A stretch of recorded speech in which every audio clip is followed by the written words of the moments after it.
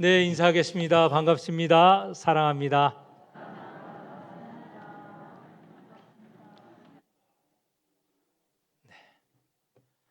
오늘 어버이 주일입니다. 어버이 주일에 맞는 본문을 택하여서 말씀을 드려야 하는데, 어버이 주일에 관련된 말씀은 나 끝부분에 조금 언급을 하겠습니다. 그런데 제가 이 사도행전 1장을 본문으로 택한 것은 우리가 5월, 6월에는 사도행전을 집중적으로 읽고 묵상하기로 하였습니다. 매일 성경 사도행전 2달간 우리가 지금 아침마다 또 주일에 함께 읽고 공부하고 있습니다. 6월 첫째 주일 지나면 저희가 라오스로 갑니다. 31명이 라오스에 가서 중고등학교 개교식에 참여를 하는데, 이렇게 라오스에 방문하는 것 다 선교 여행이 아니겠습니까? 이번에 매일 성경 사도행전을 대하는 것과 우리가 라오스에 가는 것 다 일이 이렇게 맞아 들어가는 일 같습니다. 그래서 오늘 조금 안타깝지만 아쉽지만 본문을 사도행전으로 택했습니다. 지금 5월이 시작한 지 열흘이 지났는데 사도행전 한번 언급 안 하면 안 될 것 같아서 사도행전을 본문으로 삼았습니다. 사도행전 이 본문 1장 다 읽지는 않았습니다. 12절부터 마지막 절까지 읽었는데 사실은 다 읽어야 합니다. 이 가운데 오늘 우리가 읽은 본문은 우리가 잘 읽지 않거나 기억하지 못하는 본문이라서 택해 봤습니다. 그런데 이 본문을 택하면서 제가 여러 차례 읽고 묵상하면서 이 본문이 사도행전에서 굉장히 중요한 역할을 하고 있구나 하는 것도 알게 되었습니다. 사도행전이라고 말을 하면서 우리는 다른 이름으로 또 부르기도 합니다. 성령 행전이라고 부릅니다. 사도들의 선교 여행 또는 선교 사역을 보여주는 것이 사도행전인데, 그 선교사들, 사도들을 말하자면 인도하는 분이 계시는데 성령이시죠. 그런 면에서 성령 행전이라고 바꾸어 읽기도 합니다. 이 성령 행전으로 읽을 수 있는 이 사도행전의 1장, 2장 굉장히 중요합니다. 다 중요하지만 1장, 2장이 중요한데 2장에 보면 성령이 임하시는 내용이 언급이 되어 있습니다. 그런 면에서 엄청나게 중요한 부분이 있습니다. 성경에는 성삼위 하나님의 역사가 사역이 기록이 되어 있습니다. 여호와 하나님의 사역, 주로 구약에 기록이 되어 있죠. 복음서에 보면 예수 그리스도 성자라고 하시는 예수 그리스도의 사역이 기록이 되어 있습니다. 사도행전 이하에 그러면 무엇이 기록이 되어 있는가? 성령의 사역이 기록이 되어 있습니다. 우리는 성부 하나님, 성자 예수 그리스도, 성령 이것을 삼위 하나님이라고 우리가 부르고 고백하고 있습니다. 성령의 사역이 본격적으로 드러나는 것이 바로 사도행전 1장을 지나서 2장에 본격적으로 드러나고 있습니다. 이것은 어쩌면 시대가 바뀐 거라고도 생각할 수 있습니다. 여호와 하나님께서 드러나신 사역이 구약에 기록이 되어 있다면 하나님이신 분이 이 땅에 오신 예수 그리스도 그분의 사역이 복음서에 드러나서 우리가 그분의 사역을 잘 압니다. 그런데 예수 그리스도께서 계속 이 땅에 계시는 것이 아니고 하늘로 올라가십니다. 그것이 오늘 우리가 읽은 본문은 앞에 보면 9절, 10절, 11절에 보면 그 내용이 기록이 되어 있습니다. 하늘로 올라가시죠. 그러면 누가 또 우리와 관련하여서 우리를 인도하시는가? 이 성령의 사역입니다.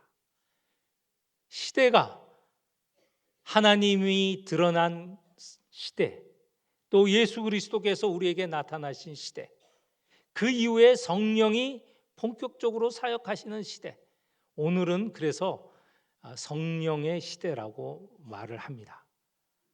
이렇게 시대로 구분할 수 있는데, 크게 3시대로 구분을 할 수 있는데, 세 번째 시대, 성령의 시대는 사도행전 2장에서 본격적으로 시작을 한다는 거예요.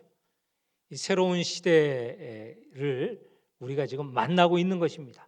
그 새로운 시대가 시작되기 직전 1장, 그 직전의 상황은 어떻게 되었는가라는 것이 1장에 언급이 되어 있습니다. 예수님께서 승천하실 때 4절에 보면, 1장 4절에 보면 제자들에게 이렇게 말씀하셨습니다. 너희들 예루살렘을 떠나지 말고 내게서 들은 바 아버지께서 약속하신 것을 기다리라. 아버지께서 약속하신 게 무엇입니까? 성령이죠. 성령을 위해서, 성령을 기다리기 위해서 여기 예루살렘에 있어라 라는 말씀입니다. 그래서 제자들은 예루살렘에 머물렀습니다. 사실 예수님의 제자들 가운데 상당 부분은 그 고향이 갈릴리죠. 예수님이 계시지 않으면 갈릴리에 가 있어야 되는데, 예수님께서 너희들 이 예루살렘에서 기다리라 라고 하시는 것입니다. 예루살렘에서 기다리면서 너희들이 이제 앞으로 큰 사명을 받을 것인데, 그 사명이 무엇인가? 그 사명이 8절에 기록이 되어 있습니다. 우리 한번 같이 성경을 찾아서 읽어볼까요? 1장 8절을 같이 읽어보도록 하겠습니다. 8절, 1장 8절. 오직 성령이 너희에게 임하시면 너희가 권능을 받고 예루살렘과 온 유대와 사마리아와 땅끝까지 이르러 내 증인이 되리라 하시니라. 아멘.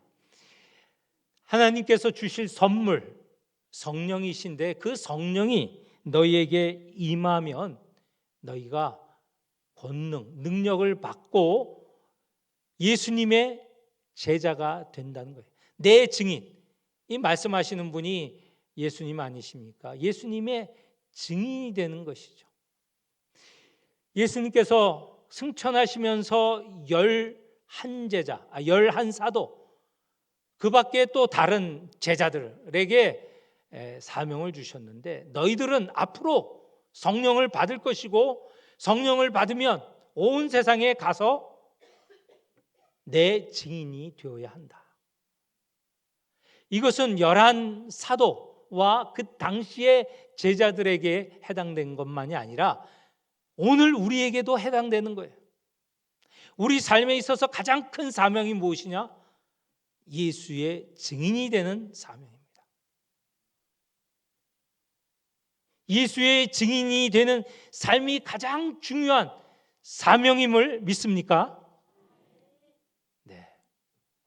내가 집에 있으나 밖에 나아가거나, 내가 집에서 있거나 밖에 나아가 생활을 하거나, 언제 어디서나 우리의 가장 큰 사명은 예수님의 증인이 되어야 하는 사명입니다. 예수님을 전하여야 하죠. 이것이 우리의 가장 큰 사명이라는 것입니다.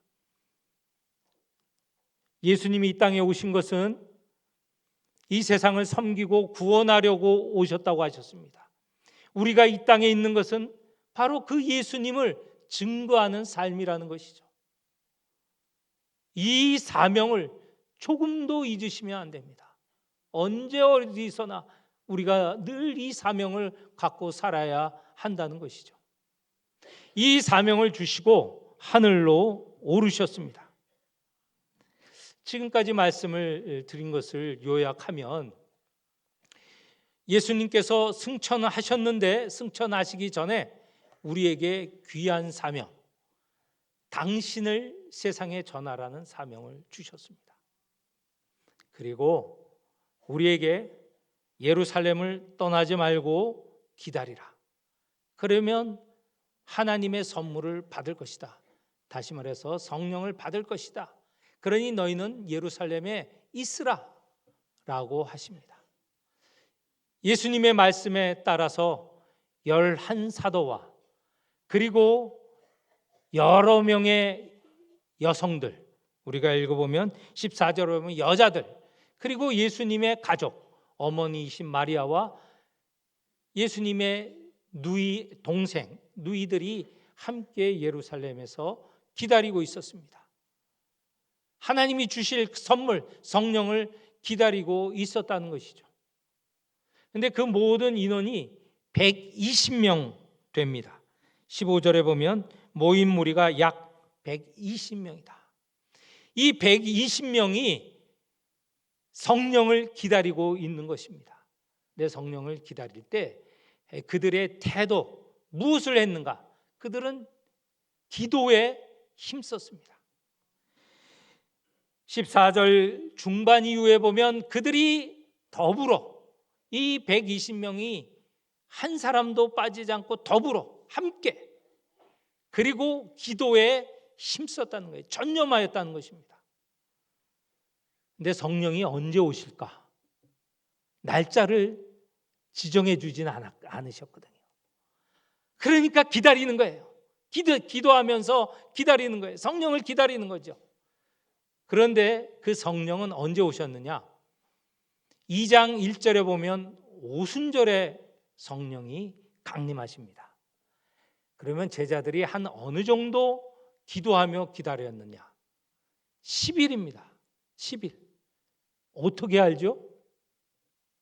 예수님께서 부활하시고 이 땅에 제자들과 40일을 같이 계셨어요. 그리고 승천을 하셨습니다. 오순절은 예수님 부활 이후에 50일쯤 되는 날에 오순절이거든요. 그러니까 승천하신 후 10일 후에 오순절이 있는 것이죠. 오순절 성령 강림 때까지 10일 동안 기도하였습니다. 기도에 전념하였다는 것이죠. 다른 일을 할 수도 있습니다. 여러 가지 일 있지 않겠습니까? 그런데 제자들은 기도에 전념하였다는 것이죠. 기도하는 가운데 베드로가 한 가지 제안을 합니다. 우리가 지금 11명이다. 선생님이신 예수께서 우리를 12를 뽑아서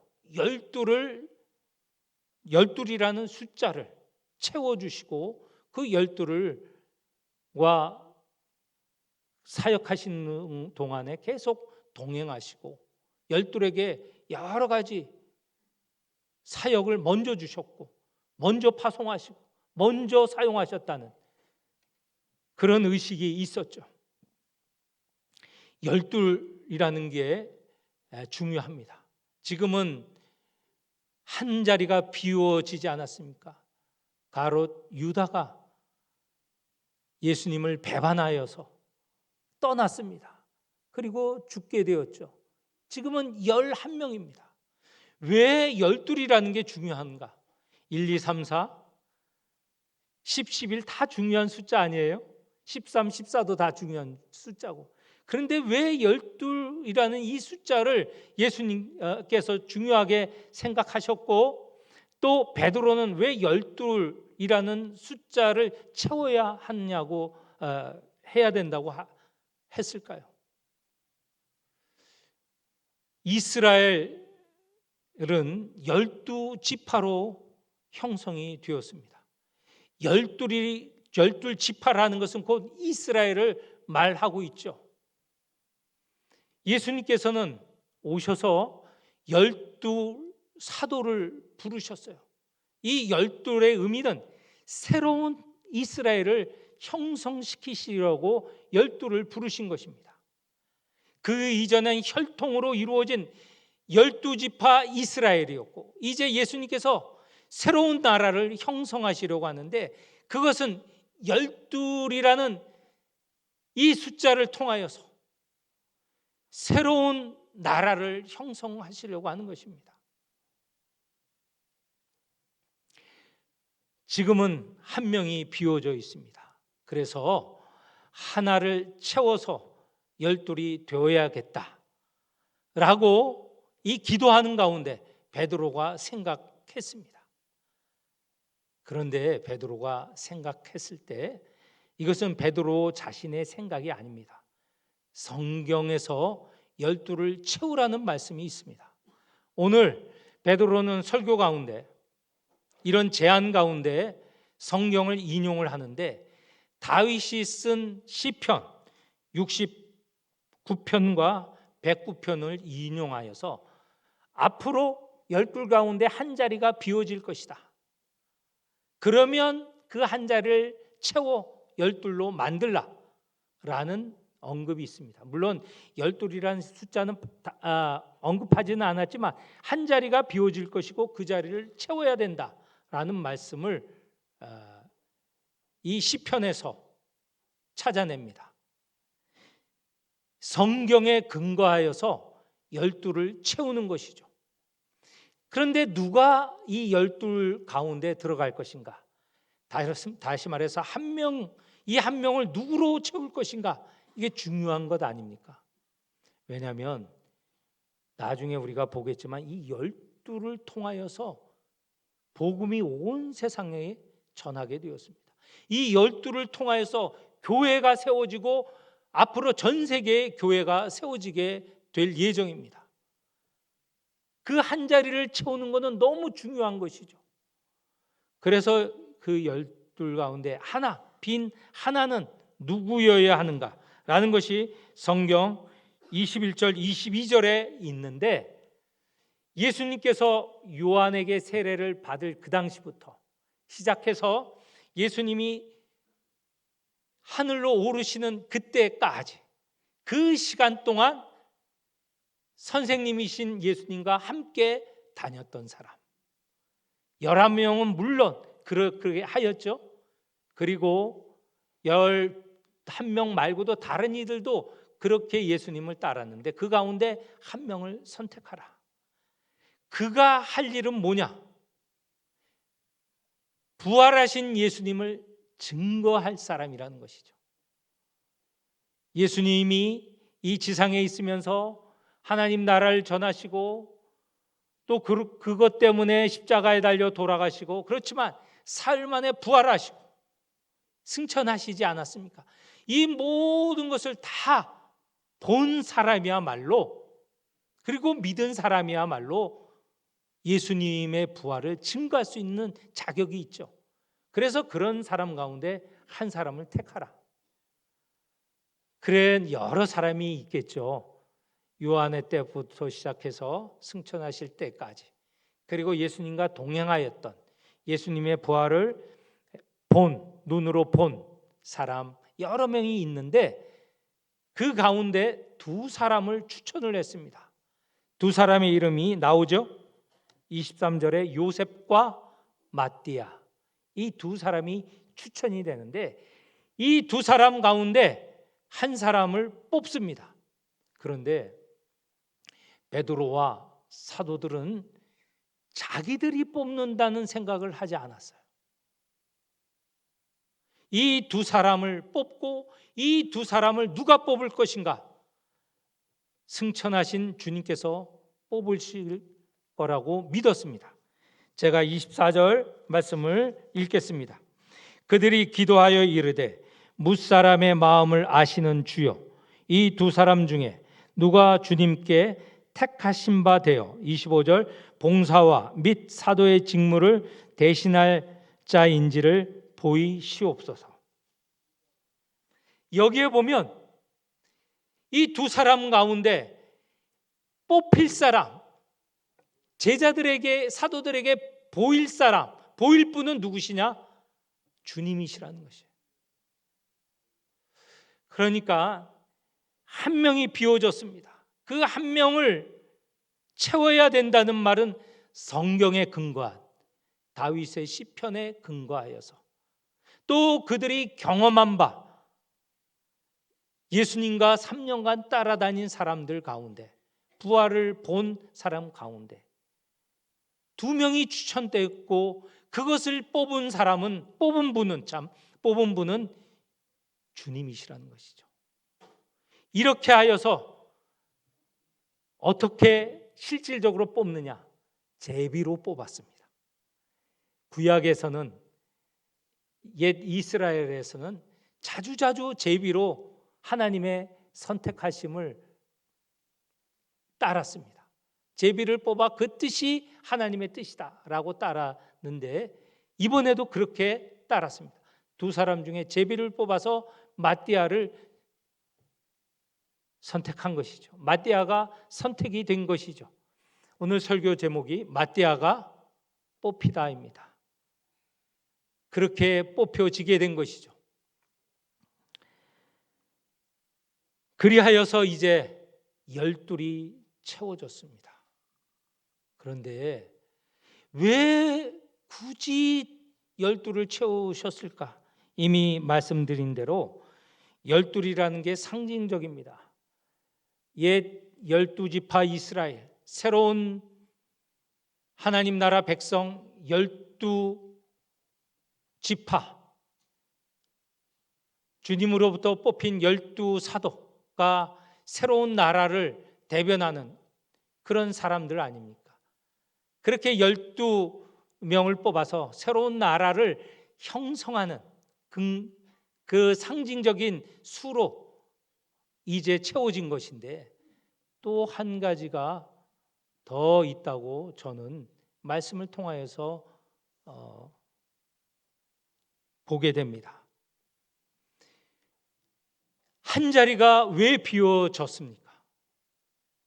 유다가 예수님을 배반하지 않았습니까? 비워진 한 자리는 예수님의 배반 때문에 생긴 일입니다. 그러면 11명은 다 온전하였습니까?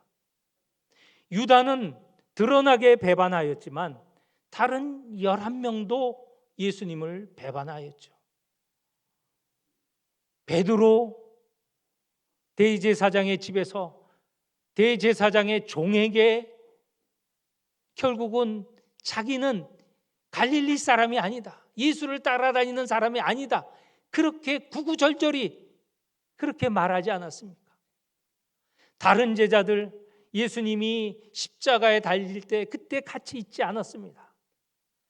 이 비워진 것은 제자들의, 말하자면 부족한 모습, 그리고 잘못된 모습이죠. 그들이 예수님을 배반한 모습이고 그들이 부족하여 한 모습인데, 예수님께서는 그것을 채우시길 원하신 것이죠. 12명이 채워진다는 것은 그들이 자기의 잘못을 뉘우치고 용서를 받고 그리하여서 채워지는 12명이고 또 온전하게 되는 12명입니다. 저는 제 경험을 통하여서 이 채워지는 하나가 얼마나 중요한지 더 깨닫게 되었습니다. 제가 설교 가운데 말씀을 드린 것인데, 이 다시 말씀을 드린 내용이 어버이날과 관련된 말씀이기도 하여서 다시 말씀드립니다. 제가 초등학교 1학년, 2학년, 3학년 때 굉장히 가난한 에게 살았다, 이렇게 말씀을 드렸습니다. 사실 먹을 것도 그렇게 풍족치 않아서 늘 보리밥을 먹었다라는 걸 말씀드렸잖아요. 제가 무슨 수수께끼 말씀하시는지 여러분 아시겠죠? 아버지가 그 어렸을 때 저한테 묻습니다. 경기야, 밥은 밥인데 못 먹는 밥? 그러면 원래 답은 톱밥이죠. 근데 저는 뭐라고 했냐면 보리밥. 너무 싫었어요, 보리밥이. 그렇게 가난했습니다. 그래서 어머니도 일하러 다녔습니다. 시장에 가면 좌판 있죠.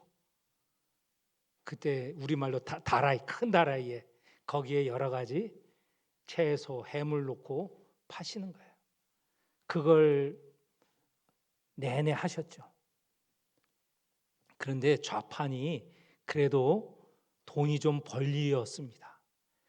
매일 들어오시는 어머니 지갑에 보면 돈이 두툼하게 들어가 있더라고요.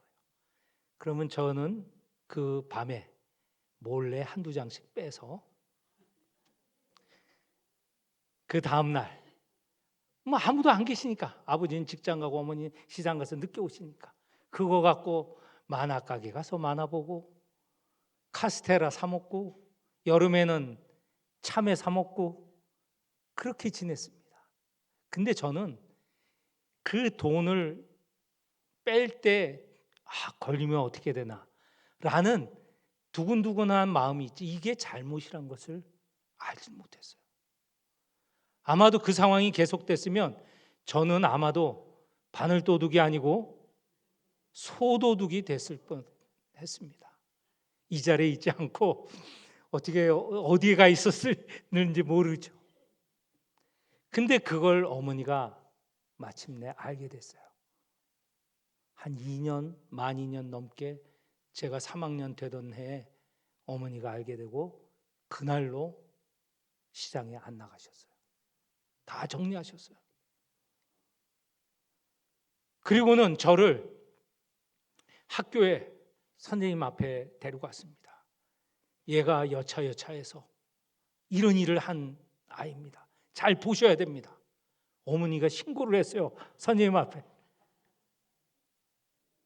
근데 그때 제가 이게 잘못됐구나, 이게 큰 문제구나, 그때 깨달았어요. 그 이후에 저는 죄라는 것을, 죄가 무엇인지 저 나름대로 경험한 게 있어요. 이 가슴에 새겨진 죄의식이 있게 된 거예요. 그리고 부끄러움이 뭔지, 그렇게 드러날 때 이 사람들에게 얼마나 부끄러운지 깨닫게 되었어요. 저는 그 이후에 뭘 훔치거나 거짓말할 때 도대체 감당이 안 되는 거예요. TV를 보다가 제 아내가 자주 저를 나무래요. 왜냐하면 누가 몰래 도둑질을 하는가, 몰래 거짓말하면 제가 그 장면을 못 봐요. 프로그램을 돌린다든가 아니면 다른 곳에 가요. 그러면 이 나이가 돼서 아직도 이걸 해결하지 못했냐고 저를 하는데 제 마음이 여전히 있는 거예요. 그 부족함이, 그 잘못이 깨닫게 되어지고 제가 그 이후에 동일한 잘못은 저지르지 않습니다. 대학에 가면 컨닝하고 이런 부정한 짓 하는 게 비일비재잖아요. 저는 단연코 말씀드립니다. 그런 일이 없었어요. 손해보더라도 그대로 해요. 남들은 컨닝하여서 점수를 올리더라도 저는 점수가 안 나오더라도 컨닝을 못 하겠어요. 그런 짓은 할 수가 없어요. 왜냐하면 그 잘못이 다시 기억이 되고 괴로움이 다시 기억이 나니까, 부끄러움이 기억이 나니까. 오늘 예수님께서 이 10일 동안 성령을 기다리라 하면서 왜 한 명을 채웠을까? 잘못한 일을 철저하게 회개하라는 것이에요. 그 잘못을 깨닫고 성령으로 용서받아야 되고 성령의 능력을 받아서 이제 너는 죄 짓는 일이 아니고 복음을 전하는 일, 세상을 바꾸는 그 일에 나가라고 하시는 것입니다. 어머니의 그 결단, 그 사랑, 그것이 없었으면 저는 이 자리에 이렇게 있지 않았을 거라고 생각됩니다.